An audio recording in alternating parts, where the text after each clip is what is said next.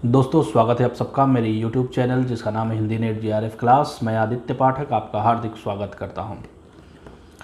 भारतीय काव्य शास्त्र के अंतर्गत आज का विषय है काव्य लक्षण। काव्य लक्षण यानी काव्य किसे कहेंगे, कैसे जानेंगे कि यह काव्य है, काव्य के क्या चिन्ह हैं जिन्हें देखकर हम पता लगा सकें कि यह काव्य की श्रेणी में आएगा।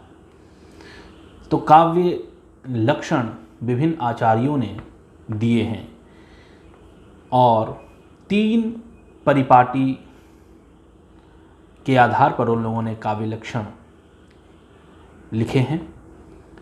पहला शब्दार्थ, दूसरा शब्द, तीसरा रस एवं ध्वनि। शब्दार्थ, शब्द, रस और ध्वनि, इनमें से सबको किसी को आधार बनाकर, किसी ने शब्दार्थ को आधार बनाकर, किसी ने शब्द को आधार बनाकर, किसी ने रस और ध्वनि को आधार बनाकर काव्य लक्षण दिया है। तो सबसे पहले हम शब्दार्थ को केंद्र में रखकर जिन आचार्यों ने काव्य लक्षण दिए हैं उन काव्य लक्षणों पर, उन आचार्यों के काव्य लक्षणों पर विचार करेंगे। सबसे पहले आचार्य आते हैं शब्दार्थ के आधार पर भामह। भामह ने कहा शब्दार्थो सहितो काव्यम।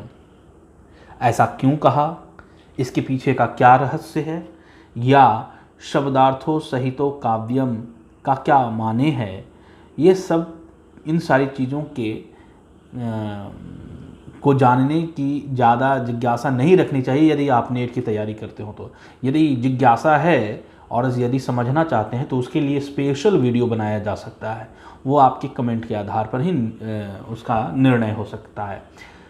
मैं कहता हूं कि यदि आप नेट की तैयारी करते हैं तो आपको ट्रिक के आधार पर ही याद करना है और जितना पढ़ना है उतना ही पढ़ें, उससे ज़्यादा ना पढ़ें, क्योंकि यह 6 महीनों का कोर्स है। 6 महीनों के लिए यदि आप कुछ ज़्यादा ना पढ़ते हैं तो उससे कोई दिक्कत नहीं होती है। तो हमें यह करना है कि हमें ये जो काव्य लक्षण हैं, इन काव्य लक्षणों को याद कर जाना है। बस ये रखना है कि भामा ने क्या कहा, तो शब्दार्थो सहितो काव्यम। रुद्र दूसरे आचार्य हैं, उन्होंने कहा ननु शब्दार्थो काव्यम, ननु शब्दार्थो काव्यम। तीसरे आचार्य हैं आचार्य वामन, उन्होंने कहा काव्य शब्दो अयम गुणालंकार संस्कृतयोः शब्दार्थयोः वर्तते। क्या कहा वामन ने, काव्य शब्दो अयम गुणालंकार संस्कृतयोः शब्दार्थयोः वर्तते। चौथे आचार्य हैं कुंतक, कुंतक ने कहा शब्दार्थो सहितो वक्र कवि व्यापारशालिनी बंधे व्यवस्थितो काव्यम तद वीराहलाद कारणी। शब्दार्थो सहितो वक्र कवि व्यापारशालिनी बंधे व्यवस्थितो काव्यम तद विदाहलाद कारणी। पांचवें आचार्य है मम्मट, इनका काव्य लक्षण बहुत प्रसिद्ध है। तददोषो शब्दार्थो सगुणावलंकृति पुनः क्वापि। यहाँ पर देखिए वनलंकृति मैंने नीचे लिखा है इसलिए क्योंकि ऊपर थोड़ी जगह कम थी, इसीलिए मैंने सगुणा के बाद नीचे जो वनलंकृति लिखा हुआ है वही होगा, इसलिए आप लोग शुद्ध लिख सकें इसलिए मैंने वहाँ लिख दिया है नीचे। तददोषौ शब्दार्थौ सगुणावनलंकृति पुनः क्वापि। आनंदवर्धन ने कहा हृदयाह्लाद शब्दार्थ में त्वमेव काव्य लक्षणम। यहाँ भी मैं त्वमेव नीचे मैंने लिख दिया है क्योंकि वहाँ जगह कम थी। हृदयाह्लादि शब्दार्थ में त्वमेव काव्य लक्षणम।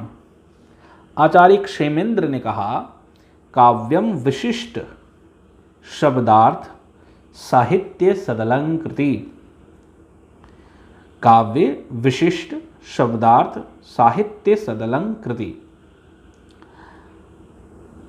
दूसरा जो आधार है वह शब्द को आधार बनाकर जिन आचार्यों ने काव्य लक्षण प्रस्तुत किए।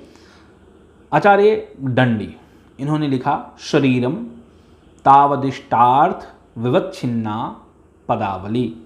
शरीरम तावदिष्टार्थ विवच्छिन्ना पदावली। आचार्य जगन्नाथ ने लिखा रमणीयार्थ प्रतिपादकः शब्दः काव्यम। रमणीयार्थ प्रतिपादकः शब्दः काव्यम। तीसरा जो आधार है वह है रस और ध्वनि के आधार को केंद्र में रखकर लिखा, वह है विश्वनाथ ने और भोजराज ने इस पर अपने विचार दिए, काव्य लक्षण दिए। उन्होंने कहा, विश्वनाथ ने कहा कि वाक्यम रसात्मकम काव्यम, वाक्यम रसात्मकम काव्यम। भोजराज ने कहा निर्दोषम गुणवत् काव्यम अलंकारैरलंकृतम। भोजराज ने क्या कहा, निर्दोषम निर्दोषम गुणवत् काव्यमलंकारैरलंकृतम। इसके बाद रीतिकालीन आचार्यों ने भी काव्य लक्षण प्रस्तुत किए। उनमें से सबसे महत्वपूर्ण जो काव्य लक्षण है वह है केशवदास का। यह अक्सर परीक्षा में पूछा जाता है। यद्यपि सुजाति सुलक्षणी सुबरन सरस सुवृत्त भूषण विनुन विराजई, भूषण विनुन विराजई कविता बनिता मित। यद्यपि सुजाति सुलक्षणी सुबरन सरस सुवृत्त भूषण विनुन विराजई कविता बनिता मित।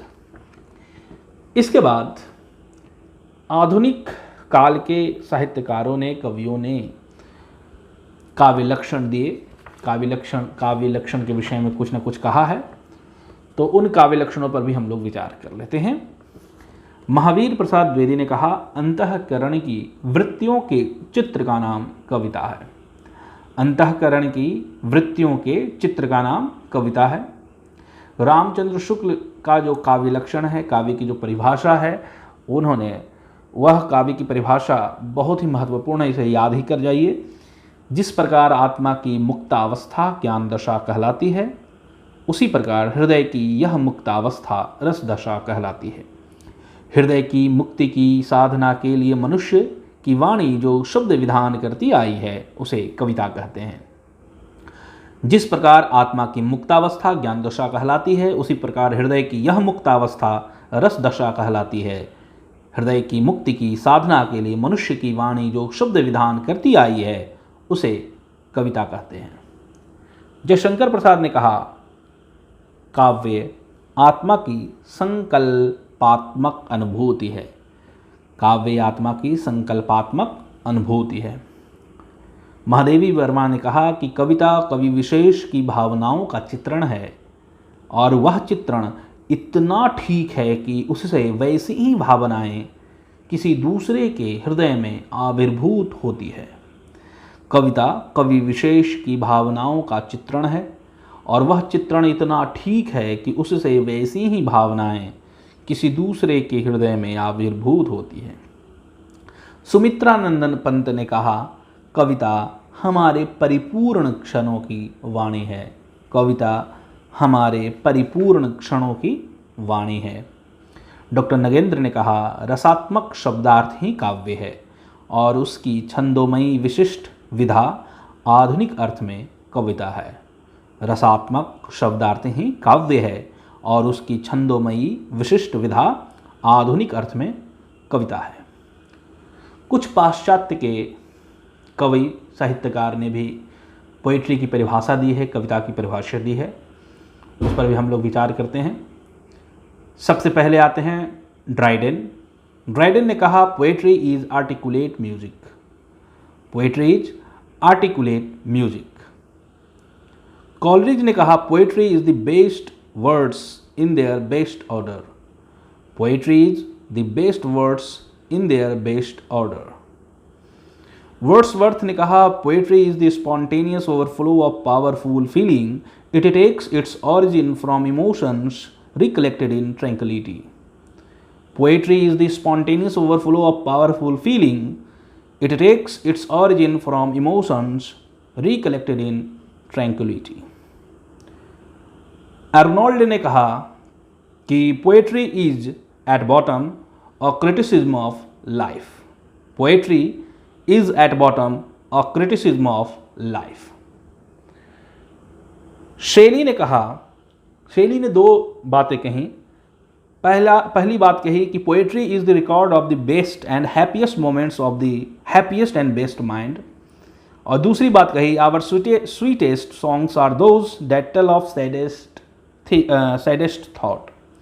Our sweetest songs are those that tell of saddest thought. तो इस तरह से हम देखते हैं कि कविता की परिभाषा, काव्य का क्या लक्षण है, इस पर विभिन्न आचार्यों ने अपने अपने विचार दिए, काव्य लक्षण दिए, काव्य की परिभाषाएं दी। और उन्हीं परिभाषाओं को आज हम लोगों ने देखा है। काव्य लक्षण से संबंधित इससे अधिक ज़्यादा महत्वपूर्ण प्रश्न नहीं हो सकते, और इसी को हम लोगों को पढ़ना है। यानी इन्हीं काव्य लक्षणों को केंद्र में रखकर हमें तैयारी करनी है परीक्षा की, इन्हें याद कर जाना है, पूरी अच्छी तरीके से याद कर जाना है। इसके बाद ही हम लोग काव्य प्रयोजन पर विचार करेंगे। तो अभी हमें दिमाग में रखना है कि ये सारे जो काव्य लक्षण हैं, इन काव्य लक्षणों को कैसे हम लोग याद कर जाएं। बस याद कर जाइए, इसके पीछे कौन सी दृष्टि है और इसके पीछे का क्या रहस्य है, इस पर विचार मत कीजिए। अभी नेट की तैयारी है, इसलिए रट जाइए इन सारे काव्य लक्षणों को। अगले वीडियो में हम काव्य प्रयोजन पर बात करेंगे, और काव्य प्रयोजन के विषय में हम लोग देखेंगे कि काव्य प्रयोजन किन किन आचार्यों के हिसाब से क्या क्या है। तब तक के लिए आप लोगों से विदा लेता हूँ। धन्यवाद।